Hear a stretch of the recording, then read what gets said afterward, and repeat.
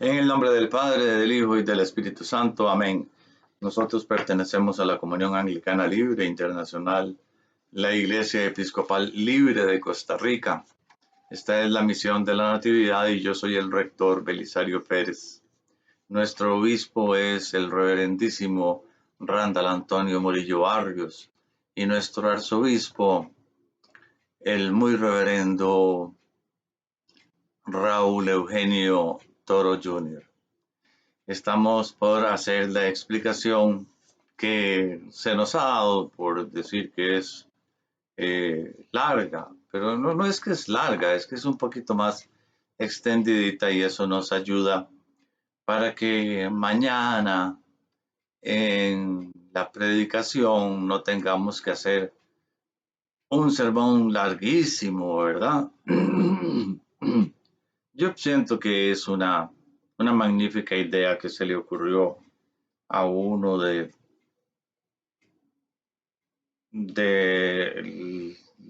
los que nos siguen por la página Facebook Live Misión de la Natividad. Esta persona nos hizo esta petición porque esta plataforma está hecha para personas que están en hospitales, que están enfermos, que están en cárceles, que están trabajando y no les es conveniente extenderse demasiado durante la Eucaristía. Pueden sacar un ratito, así por ejemplo me dicen que sacan un rato ahora y pueden oír esta explicación, y si no están de acuerdo con algo también me lo podrían hacer saber. Vamos a tratar de hacerlo lo más fluido posible para que tampoco nos entretengamos nosotros excesivamente con esto. El evangelio que corresponde al día domingo quinto de Pascua en la celebración de la Iglesia Universal es el de San Juan, capítulo 14, versículos del 1 al 11. Empezamos con un apartado A, la relación del Jesús que se marcha con el Padre. Juan 1 es primero, ¿verdad? El primer punto que vamos a tocar, que se divide en A, B, C, etc. Ahí los vamos diciendo para que sea fácil de entender. 1 Juan 1:14. Jesús confirma su futura reunión en la casa de su Padre. No se turbe vuestro corazón, creéis en Dios, creed también en mí. En la casa de mi Padre muchas moradas hay. Si así no fuera, yo os lo hubiera dicho, pues voy a preparar lugar para vosotros. Y si me fuere y os preparare lugar, vendré otra vez y os tomaré a mí mismo, para donde yo estoy, vosotros también estéis. Y sabéis a dónde voy, y sabéis el camino. No se turbe vuestro corazón. No se turbe vuestro corazón. Aunque Él les dejara físicamente, no es para siempre. Jesús tiene la seguridad de que se encontrará con Pedro y los demás en la casa de su Padre. B. No se turbe vuestro corazón. Creéis en Dios, creed también en mí. Aun cuando había una buena razón para que sus corazones estuvieran turbados, Jesús dice a sus discípulos que se confronten sus corazones atribulados con fe en el Padre y el Hijo. No era necesario que se entregaran a sus emociones de temor y desesperanza. Ellos realmente podrían no dejar que sus corazones se turbaran. C.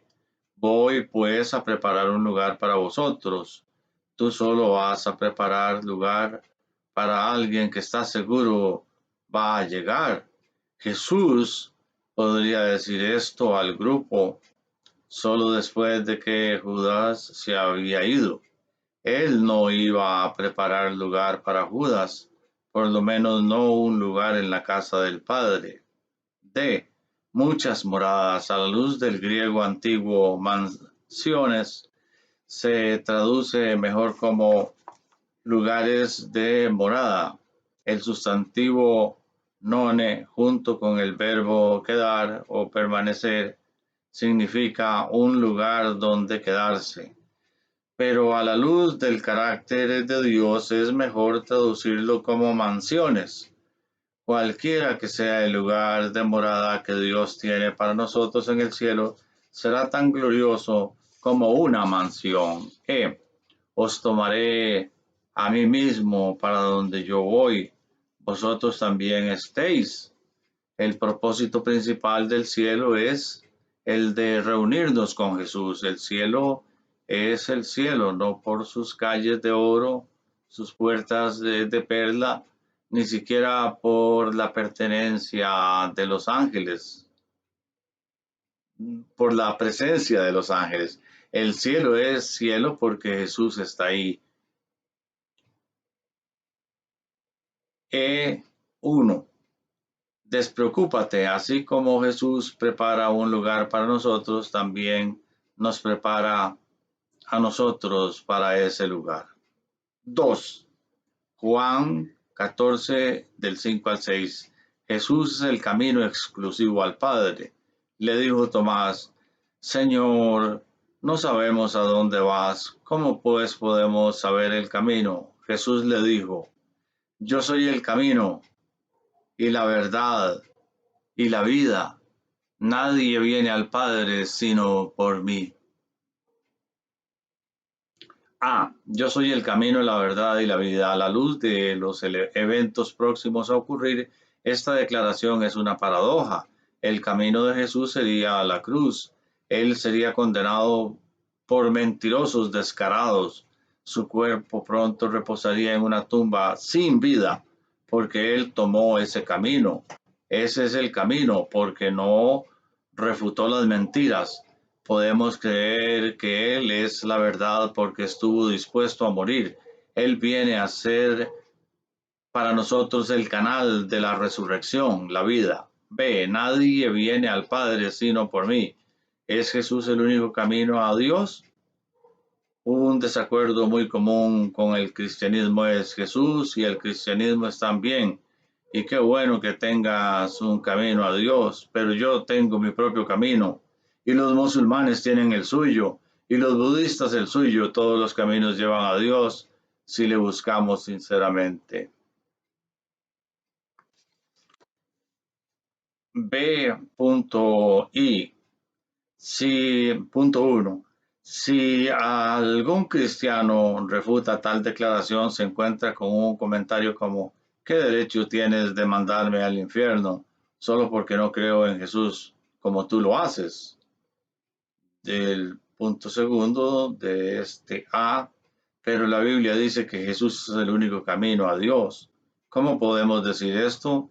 Empezamos con la verdad básica de que por lo menos Jesús es el camino a Dios. ¿Fue él un profeta falso o verdadero?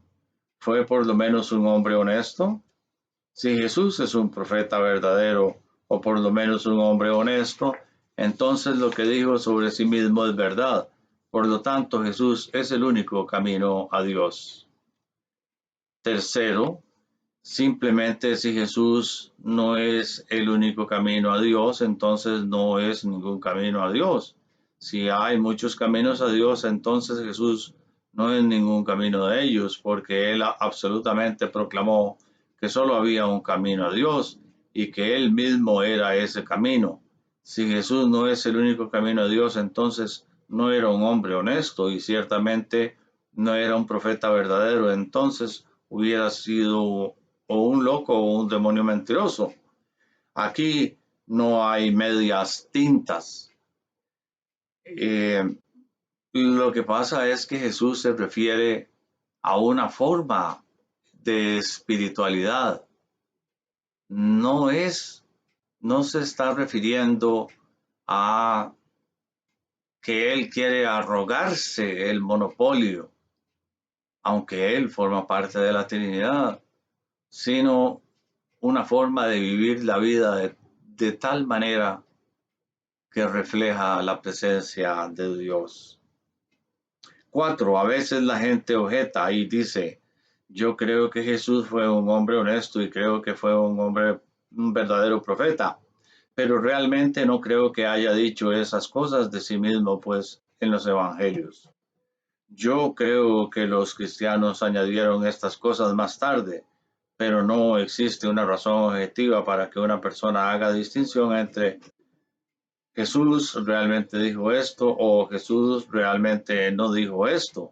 No tenemos textos antiguos que nos muestren únicamente los supuestos verdaderos dichos de Jesús. Cualquier distinción como esta está basada puramente en razones subjetivas.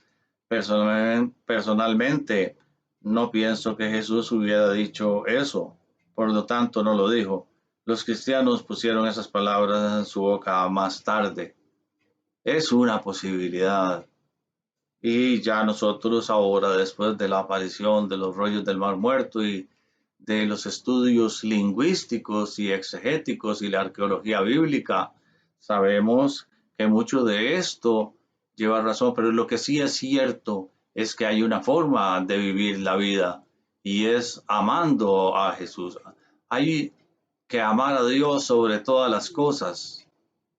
Ese es el único camino, amar a Dios sobre todas las cosas. Y amar al prójimo como a sí mismo. Un obispo dijo una vez, hay muchas formas de amar a la humanidad, a las personas, pero hay una sola forma de amar a Dios, es amando a las personas.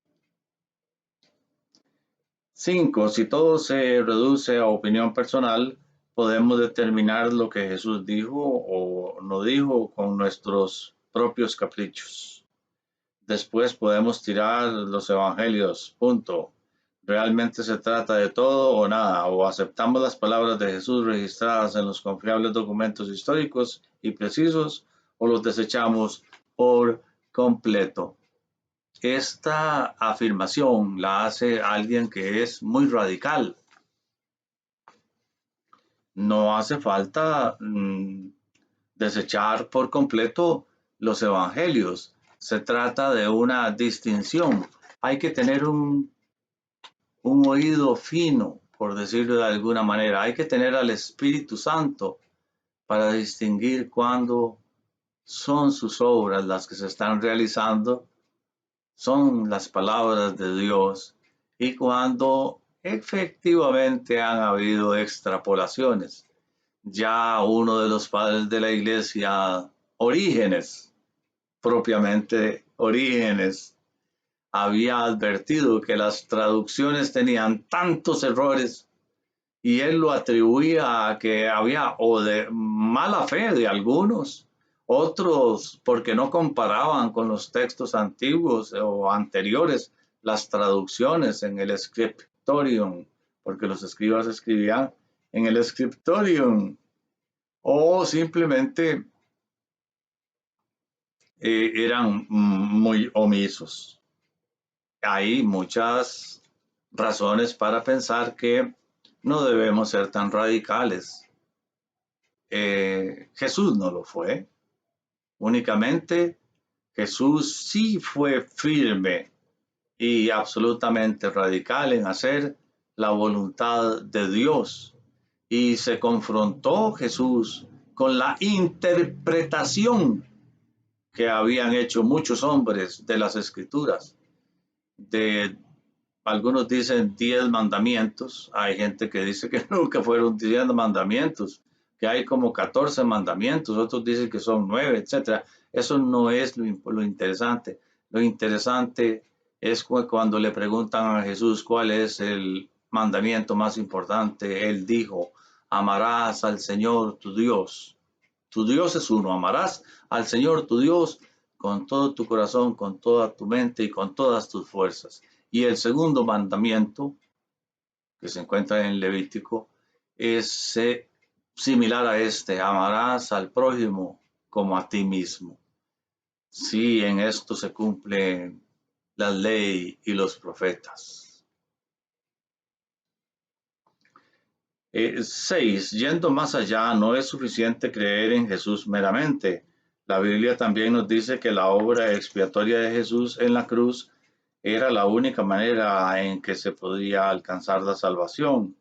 En el monte Getsemaní, la noche antes de su muerte, Jesús oró: si es posible, pasa de mí esta copa. Mateo 26:39. Jesús pidió al Padre que si había alguna otra manera de lograr la salvación del hombre sin su obra expiatoria en la cruz, otra que no fuera el tomar la copa, que representaba la ira de Dios derramada sobre él por nosotros, pero no había otra manera. Bueno, no había otra manera para Jesús. Sin embargo, nosotros, a partir de la redención y de la vida eterna que nos da la resurrección, sí tenemos otras maneras. Eso es muy importante para los cristianos, que lo entendamos, para que nos amemos los unos a los otros como Jesús nos ama. 7. Aún los demonios podrían admitir la verdad de que Jesús era el Hijo de Dios, Mateo 8:29, pero no se sometieron a Jesús ni creyeron en su obra redentora. Sobre todo, no se someten al mandamiento de amar a Dios sobre todas las cosas, con todas tus fuerzas, con todo tu corazón, con todas tus fuerzas, y al prójimo como a ti mismo. Ahí se resumen la ley y los profetas. 8. La idea de que todas las creencias religiosas son igual de válidas y de que lo importante es que seamos sinceros en lo que creemos es tan absurda que la gente lo aplica solamente a la religión. Si tú creyeras que eres una vaca, sinceramente, por supuesto, e insistieras en quedarte fuera y pastar en el jardín, vendrían hombres en batas blancas a llevarte. ¿Por qué no te dejan ser sincero en tus creencias? Porque objetivamente saben que estás equivocado. Entonces, ¿por qué aplicamos este pensamiento confuso a la religión? Bueno, yo les voy a decir por qué. Porque la religión, religare, es religarse a Dios. Es una relación personal y directa con Dios que no requiere la participación de otras personas. Es mi relación personal con Dios y los insto a tener esa relación de amor personal, profunda, sincera, una relación con Dios. Pero el cristianismo es un fanatismo. Claro, existen personas que claman ser cristianos que son de hecho fanáticos. ¿Ve? Eso es lo que pasa. Claro, son fanáticos. Pero el cristianismo bíblico es la religión más pluralista y tolerante que cualquier otra religión de todas las culturas del mundo. Esta afirmación viene siendo cierta aún solo recientemente, porque recordemos la Inquisición y recordemos las grandes matanzas que hubieron en nombre de Dios. Y sigue diciendo esta persona: es más, el cristianismo es la religión que abraza otras culturas y tiene gran urgencia de traducir las escrituras en otros idiomas. Esto es cierto.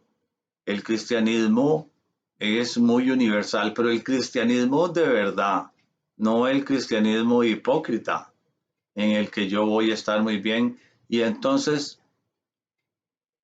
yo, como soy salvo, voy a salvar a los demás. Yo no salvo a nadie, nadie. El único que salva es Dios, en nuestro caso, Jesucristo. Un cristiano puede mantener su lengua nativa y cultura y seguir a Jesús. Una antigua crítica del cristianismo era que aceptaban a cualquier esclavo, libre, rico, pobre, hombre, mujer, griego, bárbaro, todos eran aceptados, pero en la base de la verdad revelada en Jesucristo. Al abandonar esa base si abandonamos esa inclusión de todos, que deben incluirse aquí también a otras minorías y hablar con toda sinceridad a los negros, a los chinos, a los homosexuales, a todos se tienen que aceptar. Dios no hace acepción de personas. Abandonar esa base es suicidio espiritual para hoy y para la eternidad. Como ustedes pueden ver, yo estoy haciendo un comentario a partir de algo que escribió una persona que es fundamentalista y le voy haciendo comentarios para enderezar el camino. Espero que ustedes logren enderezar el camino. Como dijo Juan el Bautista, enderezad los caminos del Señor. Está pronto.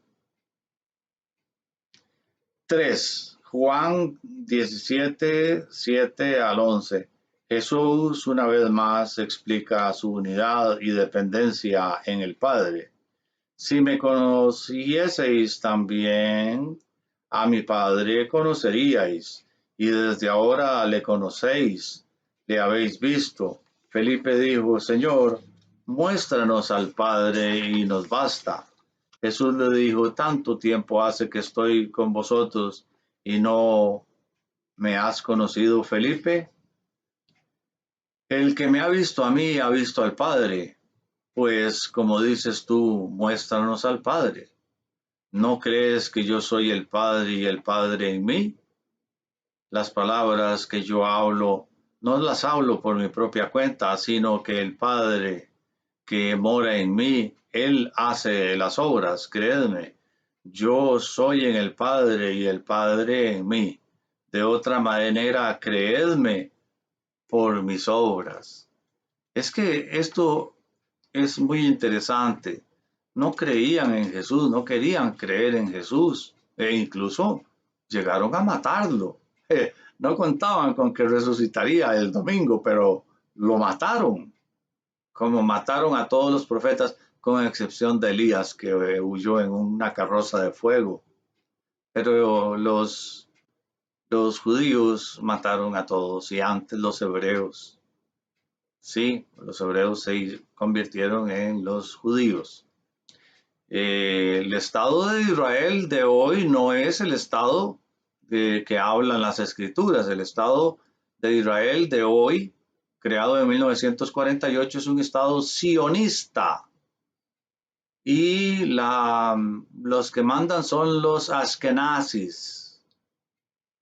Es distinto. Vamos en alguna oportunidad a hacer todas esas explicaciones. Se han apropiado, se han hurtado, se han hecho dueños de unos símbolos que pertenecen al judaísmo. Por eso los rabinos ortodoxos rechazan el Estado sionista ateo de Israel.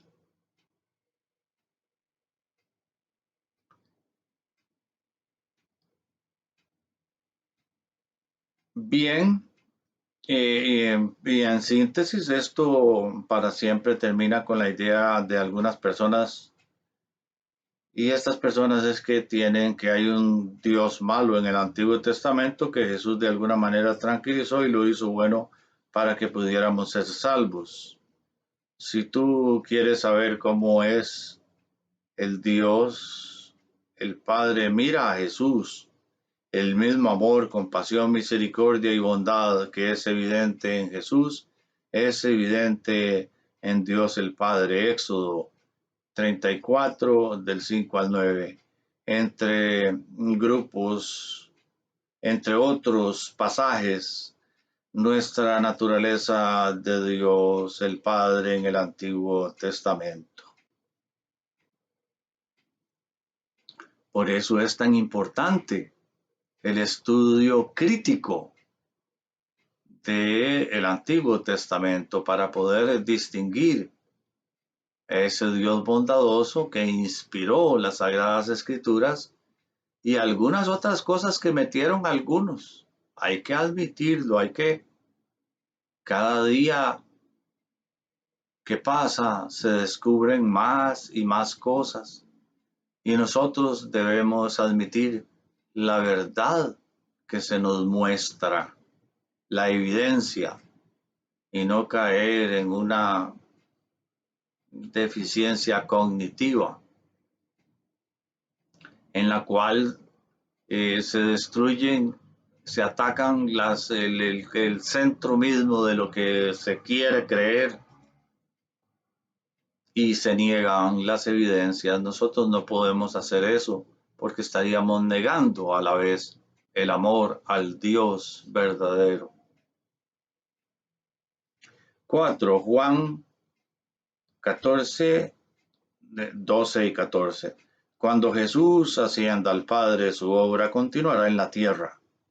De cierto os digo, el que en mí cree, las obras que yo hago, él las hará también, y aún mayores hará, porque yo voy al Padre, y todo lo que pidieres al Padre en mi nombre lo haré, para que mi Padre sea glorificado en el Hijo. Si algo pidiereis en mi nombre, yo lo haré. ¿Jesús mató a alguien alguna vez? ¿O Jesús impidió que mataran a alguien alguna vez? ¿Le sacó los ojos a los gatos Jesús? ¿O le devolvió la vista al ciego de nacimiento? Las obras de Jesús fueron a favor de los menos afortunados o a favor de los más despreciados. Esas son las obras que Jesús quiere que hagamos. Eso fue lo que Él hizo. Las obras que yo hago, Él las hará, el creyente. Jesús no espera a que sus discípulos se disgreguen después de su partida, sino que continuaran con la obra aún en mayor magnitud. B. Y aún mayores hará. Esta promesa parece imposible. Sin embargo, después del primer sermón de Pedro hubo más convertidos que los registrados durante todo el ministerio de Jesús. Síntesis de lo dicho. Mayores no significa más sensacionales, sino mayores en magnitud. Jesús deja una iglesia victoriosa y trabajadora, no una iglesia acobardada. C. Todo lo que pidieres al Padre en mi nombre lo haré. En mi nombre no es una oración tipo lámpara de Aladino. Significa dos cosas, el endoso, como de un cheque, y una limitación. Las solicitudes deben estar de acuerdo con el carácter del nombre.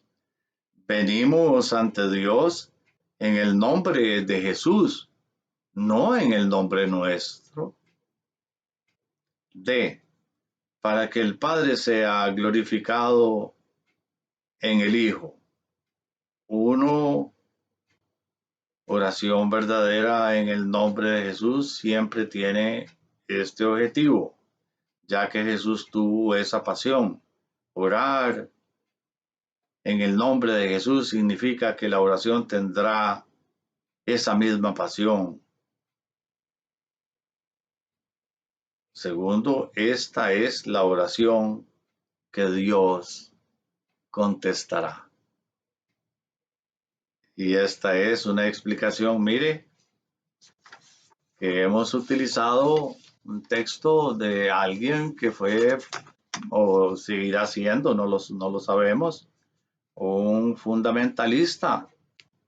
Estos fundamentalistas confunden, pero nosotros debemos dejarnos humildemente guiar por la teología de la misericordia que predicó Jesucristo y recordar siempre que el mandamiento, que donde se resumen la ley y los profetas, es este mandamiento que Jesús dijo que era el primero: Amarás al Señor tu Dios. Primero dice, Dios es uno el Dios nada más.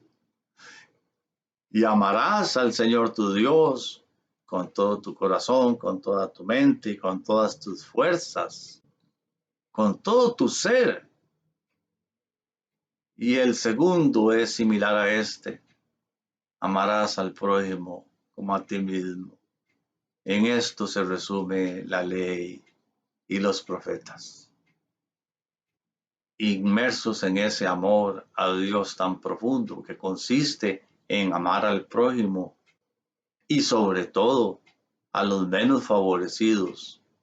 Sí, porque redimiendo a los menos favorecidos se alcanzará toda la sociedad. Si nos vamos a ir a predicarle a los ricos porque nos dan mucho dinero, o a aquellos disque pastores que hasta el diezmo cobran, que el diezmo quedó para el Antiguo Testamento, que el cristiano lo que hace es ofrendar conforme a sus posibilidades y a lo que quiera hacer. Si nos quedamos con esos que están muy acomodaditos y todo, pues estaríamos traicionando la obra de Jesús. Estaríamos traicionando la cruz y estaríamos peor que todo traicionando la resurrección de Dios. Amar a Dios sobre todas las cosas y al prójimo como a nosotros mismos. En el nombre del Padre, del Hijo y del Espíritu Santo. Amén.